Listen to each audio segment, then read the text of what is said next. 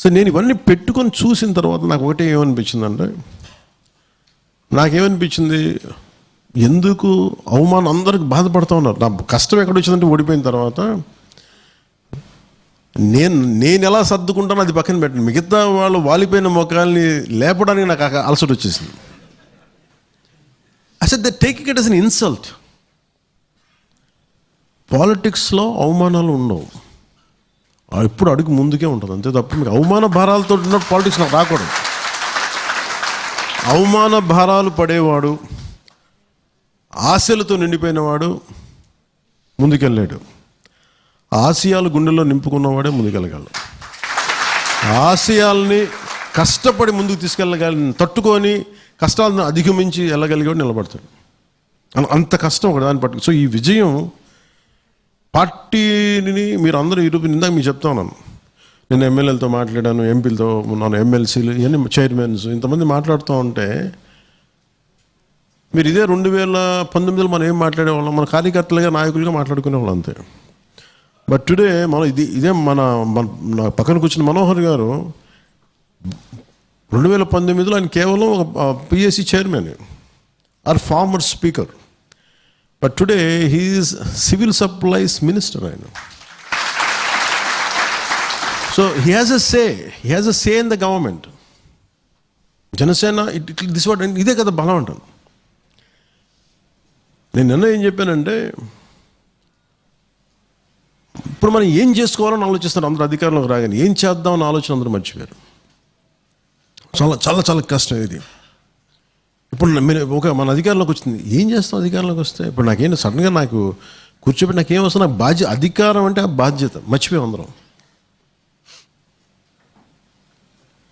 Any power, any position is a responsibility.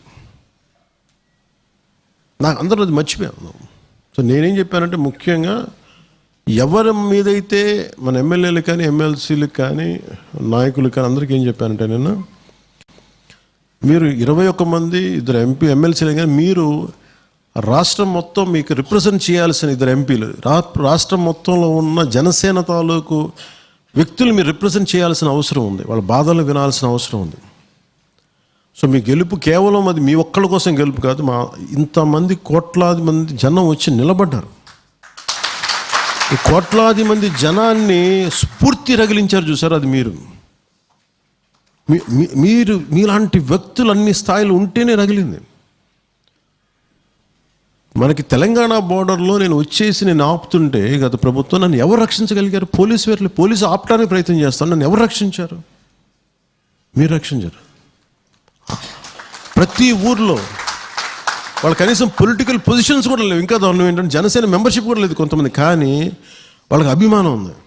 వాళ్ళు ఎలా వచ్చారంటే బయటికి, ఇంకా ఆడపిల్లలు నైటీల్లో వచ్చేసారు పక్క ఊళ్ళ నుంచి, ఇంకొకళ్ళు చంటి బిడ్డలు వేసుకొని వచ్చేసారు, ఇంకొంతమంది మరి ఎట్లా ఉన్నారు రాత్రులు పూట అట్లా ఉన్న పళ్ళని వచ్చేసారు. అర్ధరాత్రి 1 గంట 2 గంట కంటే నాకు ఏ పదవి దీనికంటే ఎక్కువ అనిపిస్తుంది.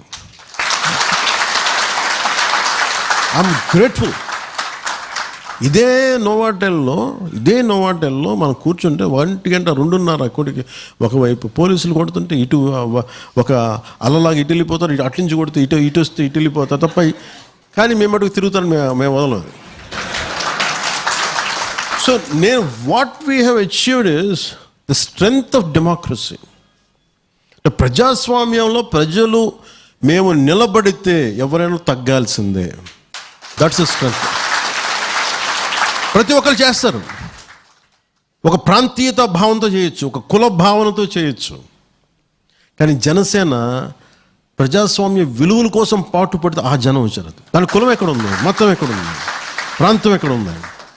This is the strength of Janasena ideals.